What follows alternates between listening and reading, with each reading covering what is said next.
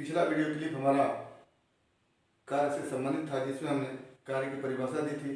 कार्य के माप के लिए सामान्य सूत्र W=F/D दिया था और व्यापक सूत्र F/D/cos थीटा दिया था। आज हम एक नए टॉपिक को लेकर के आए हैं, जिसको ऊर्जा कहते हैं। ऊर्जा, एनर्जी।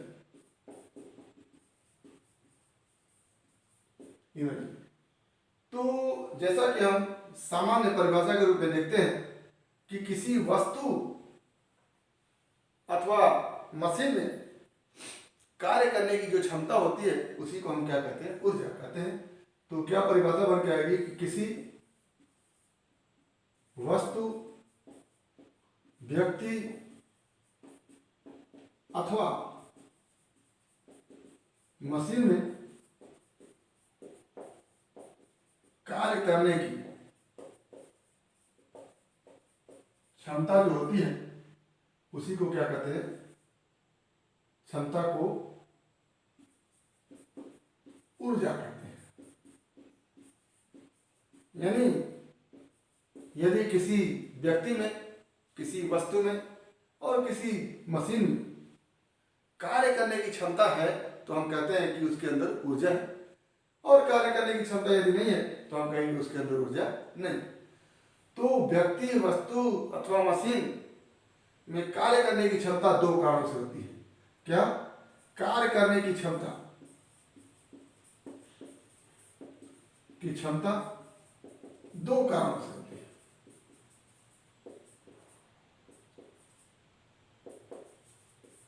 नंबर एक, यदि वस्तु गति के माध्यम से अपना कार्य कर रही है, यदि वस्तु में ऊर्जा, वस्तु की गति के कारण है,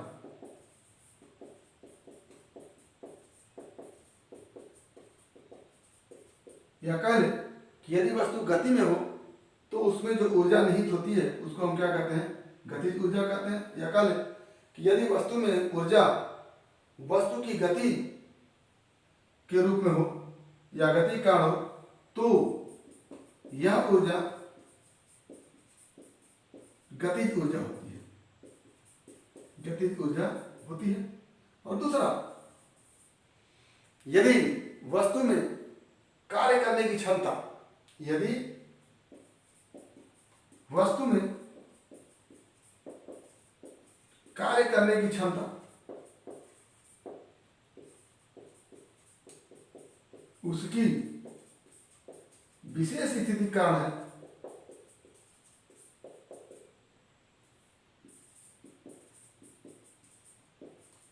तो उसकी ऊर्जा जो होती है स्थितिज ऊर्जा होती है।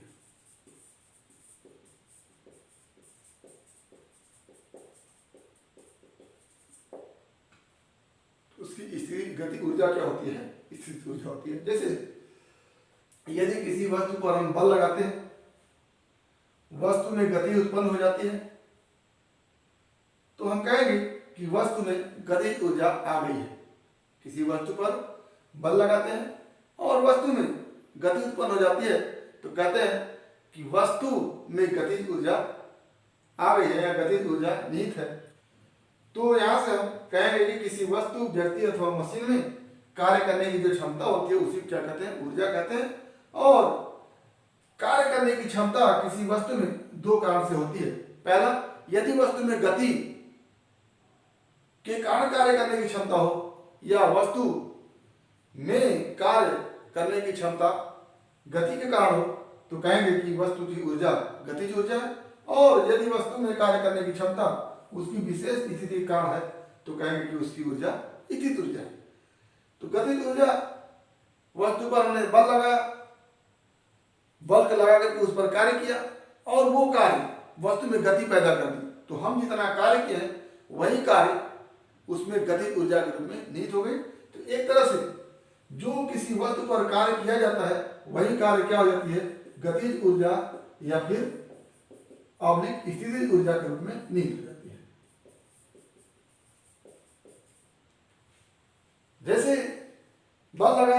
बल लगाए कार्य किया, वस्तु में गति उत्पन्न हो गई, तो उस गति के कारण जो ऊर्जा होगी उसको हम गतिज ऊर्जा कहेंगे। किसी वस्तु में बल लगाकर उसको विशेष स्थिति में पहुंचा दिया, जैसे ये पेन है, इस पर हमने बल लगाकर कार्य किया और कार्य करके इतना ऊपर कर दिया। तो अब इस ऊंचाई पर ये विशेष स्थिति में, पृथ्वी सतह पर यह सामान्य स्थिति में होता है, इसमें कार्य करने की कोई क्षमता नहीं होती। लेकिन पृथ्वी सतह से उठा करके अगर हम इस ऊंचाई पर करते हैं तो ये विशेष स्थिति होगी, और इस स्थिति में होने के कारण इसमें कार्य करने की क्षमता रहेगी। जब हम इसको छोड़ देंगे ये कार्य करके नीचे चली जाएगी। तो विशेष स्थिति में होने के कारण इसमें कार्य करने की क्षमता है। दूसरा, एक स्प्रिंग है, सामान्य स्थिति में है, वो कुछ नहीं कर सकता, लेकिन हम उस पर कार्य करके उसको खींच दिए हैं। अब खींची हुई स्प्रिंग की विशेष स्थिति है, और जब हम उस स्प्रिंग को छोड़ते हैं तो उसमें कार्य करने की क्षमता रहती है और वो कार्य करके अपनी जगह पर चली जाती है। तो स्प्रिंग की स्थिति ऊर्जा जो होती है वो प्रत्यास्थ स्थिति ऊर्जा होती है।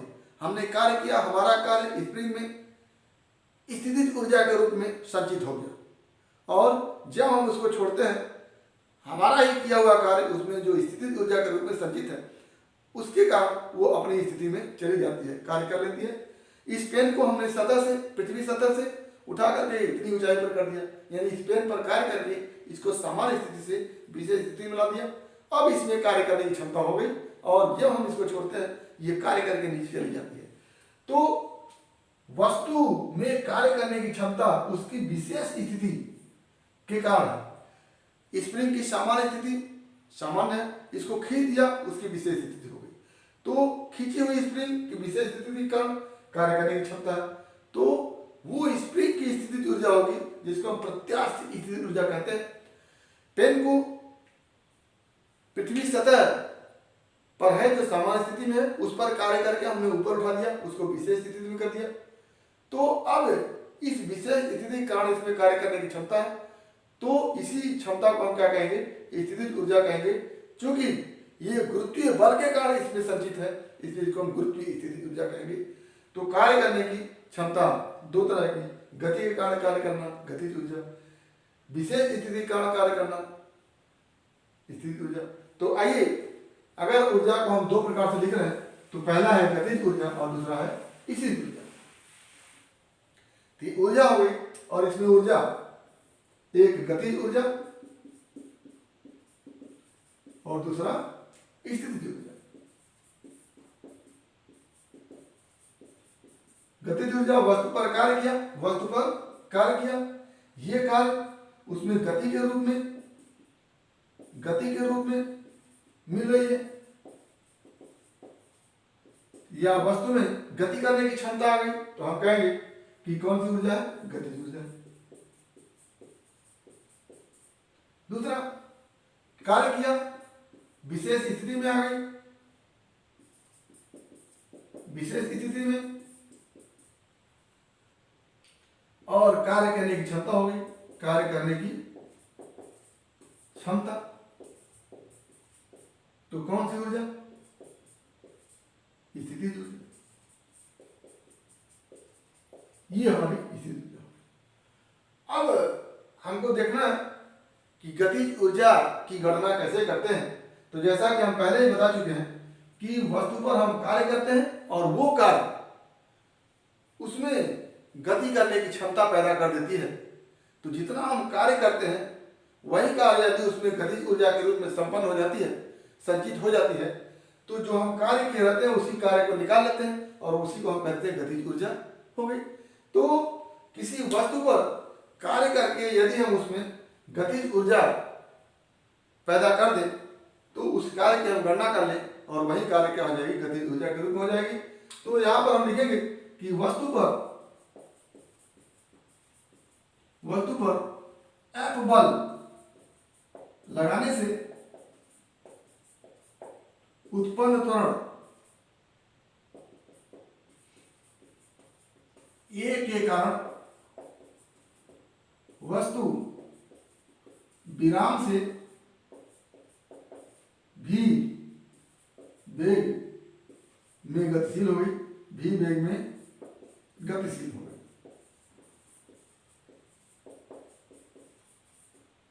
और यदि वस्तु का द्रव्यमान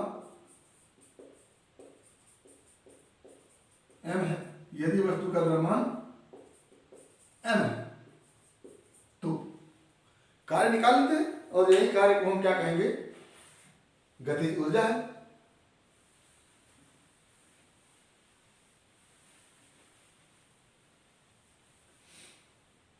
क्या हो गया, वस्तु पर किया गया कार्य, वस्तु पर किया गया कार्य W बराबर हम जानते हैं F इंटू एस होता है, और यही W बराबर हम जानते हैं F एम ए और गुणे एस होता है। तो W equal to M A into S होता है। और आगे हम इसको इक्वेशन 1 लिख लेते हैं। वस्तु का प्रारंभिक वेग 0 है, अंतिम वेग v। तो गति का अगर तृतीय समीकरण लगाते हैं तो v square equal to U square plus twice A S लिख लेते हैं। तो v square equal to U का मान 0 है प्लस ट्वाइस ए एस, या यहां से हो जाता है A S equal to V square upon 2। और इस ए एस का मान यहां पर रख लेते हैं, क्या हो जाता है w equal to m into V square upon 2, या इसको w इक्वल टू लिखते हैं हाफ एम वी स्क्वायर। तो यही किया गया क्या है, w किस रूप में है, उसकी गतिज ऊर्जा के रूप में है। तो यहां से W को लिख सकते हैं गतिज ऊर्जा, गतिज ऊर्जा बराबर हाफ एम वी स्क्वायर, यानी किसी वस्तु की गतिज ऊर्जा हाफ एम वी स्क्वायर के बराबर होगी। क्यों, क्योंकि उस वस्तु पर किया गया कार्य किसके बराबर है, हाफ एम वी स्क्वायर के बराबर है, और उसी कार्य के माध्यम से उसमें गति पैदा हुई है। तो यही कार्य क्या होगा, गतिज ऊर्जा के रूप में होगा। तो जब कार्य हाफ एम वी स्क्वायर हो गया तो गतिज ऊर्जा भी क्या हो जाएगी, हाफ एम वी स्क्वायर होगी। चूंकि वस्तु में स्थितिज ऊर्जा हो या गतिज ऊर्जा हो, दोनों ही वस्तु पर किए गए कार्य से ही प्राप्त होते हैं। तो ऐसी स्थिति में यदि कार्य बराबर गतिज ऊर्जा है और कार्य बराबर स्थितिज ऊर्जा है, तो जो मात्रा कार्य का होगा वही मात्रा किसका होगा, ऊर्जा का होगा। तो क्या कार्य ही क्या है, गतिज ऊर्जा, और कार्य ही क्या है, स्थितिज ऊर्जा। किसी वस्तु पर कार्य करके उसमें गति पैदा कर दिए तो गतिज ऊर्जा, किसी वस्तु पर कार्य करके उसमें स्थितिज ऊर्जा उत्पन्न कर दी, उसको विशेष स्थिति में पहुंचा दी। किसी वस्तु पर कार्य करके उसमें गति उत्पन्न कर दी तो गतिज ऊर्जा, किसी वस्तु पर कार्य करके उसको विशेष स्थिति में पहुंचा दी तो उसके अंदर कौन सी ऊर्जा हो गई, स्थितिज ऊर्जा। तो दोनों ही ऊर्जाओं का स्रोत अगर कार्य है तो कार्य का जो मात्रक है, कार्य का जो मात्रक है वही मात्रक क्या हो जाएगा, गतिज ऊर्जा का, वही मात्रक क्या हो जाएगा, स्थितिज ऊर्जा का, और वही मात्रक कंबाइंड रूप से गतिज और स्थितिज ऊर्जा यानी ऊर्जा का। तो कह सकते हैं कि कार्य का मात्रक जूल है तो ऊर्जा का मात्रक भी जूल ही होगा। यानी यदि किया गया कार्य ही वस्तु में ऊर्जा के रूप में है तो ऊर्जा का मात्रक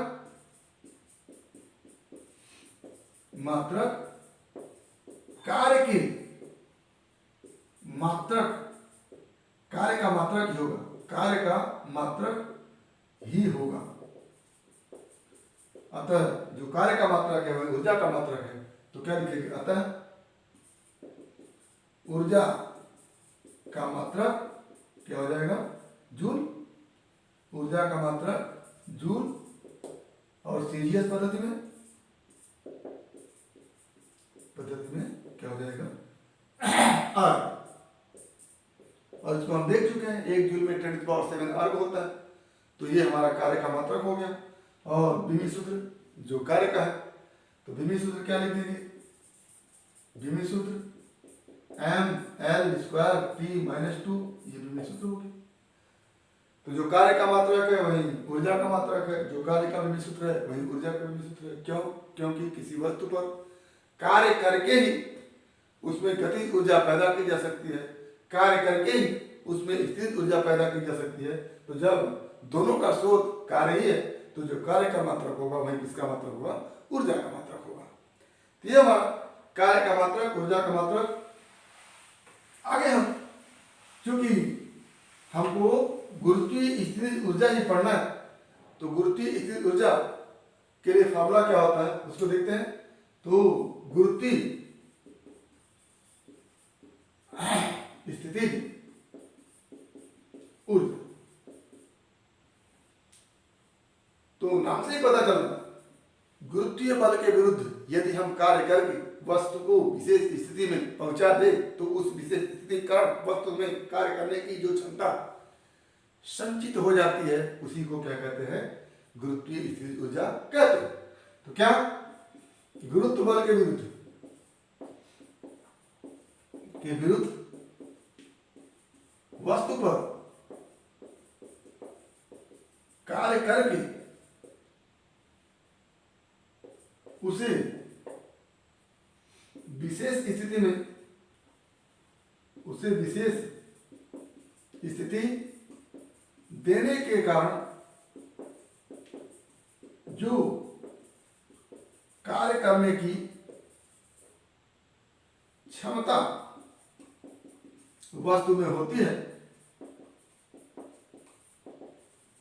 उसे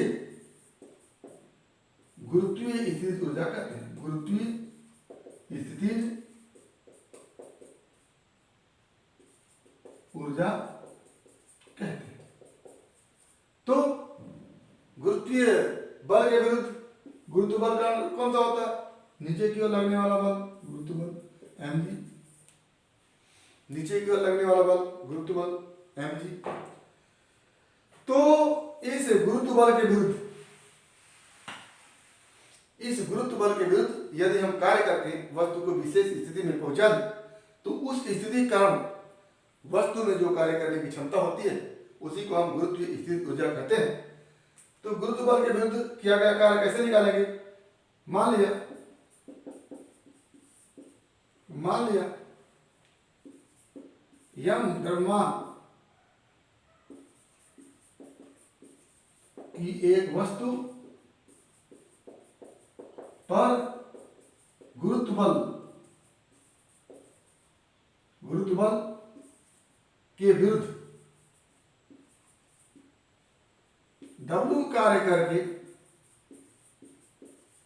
उसे पृथ्वी सतह से h ऊंचाई तक विस्थापित किया गया।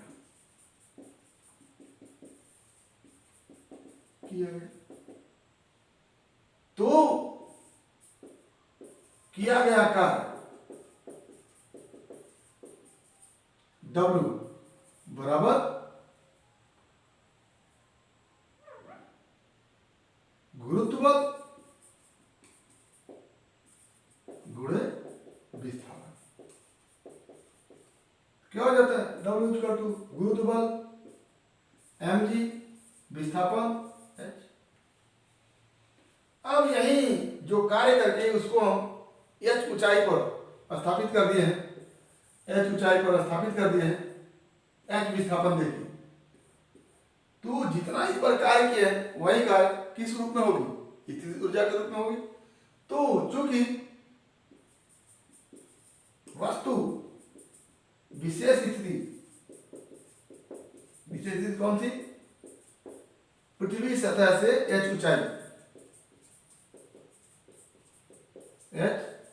ऊंचाई,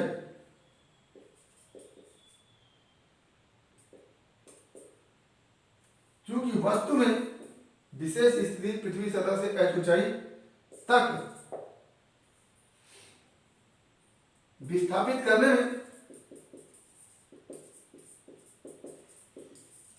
किया गया कार्य ही उसमें स्थितिज ऊर्जा के रूप में संचित है। अतः संचित है।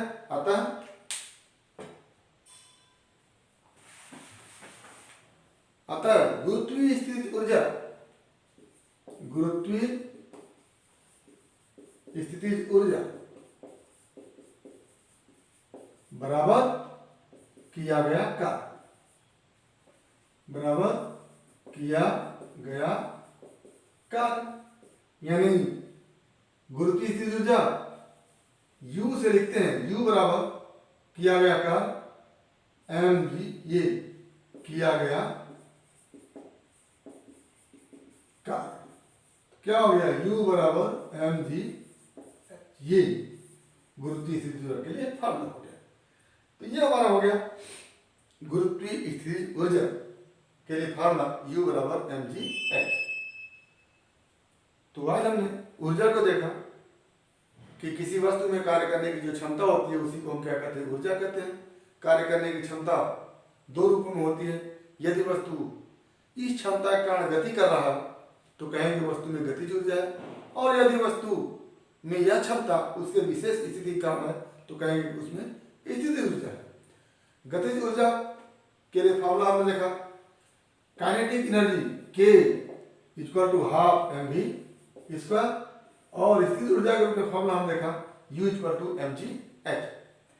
तो गतिज ऊर्जा हाफ mv स्क्वायर, स्थितिज ऊर्जा mg h।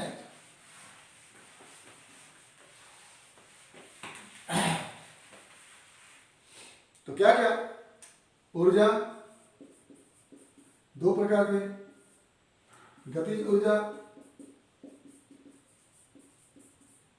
के ई बराबर हाफ mv स्क्वायर, स्थितिज ऊर्जा जिसको हम गुरुत्वीय स्थितिज ऊर्जा के रूप में देख रहे हैं, स्थितिज ऊर्जा ब्रैकेट में गुरुत्वीय स्थितिज ऊर्जा, गुरुत्वीय स्थितिज ऊर्जा क्या है? U बराबर mg h। ये हमारे दो फार्मूले होंगे आपके पास। तो उम्मीद करते हैं कि वीडियो क्लिप पसंद आया होगा। यदि इसमें किसी प्रकार की समस्या हो तो YouTube चैनल में कमेंट बॉक्स में कमेंट करके अपनी समस्या का समाधान करेंगे, और यदि वीडियो क्लिप पसंद आया तो प्लीज़ लाइक करेंगे, शेयर करेंगे, साथ ही हमारे YouTube चैनल को सब्सक्राइब करेंगे ताकि इस तरह के वीडियो क्लिप का नोटिफिकेशन आपको मिलता रहे और आपकी फिजिक्स की तैयारी होती रहे। तो आज बस इतना ही। अगला टॉपिक अगले वीडियो क्लिप में। एक बार फिर आपके भविष्य के लिए बेस्ट ऑफ लक। धन्यवाद।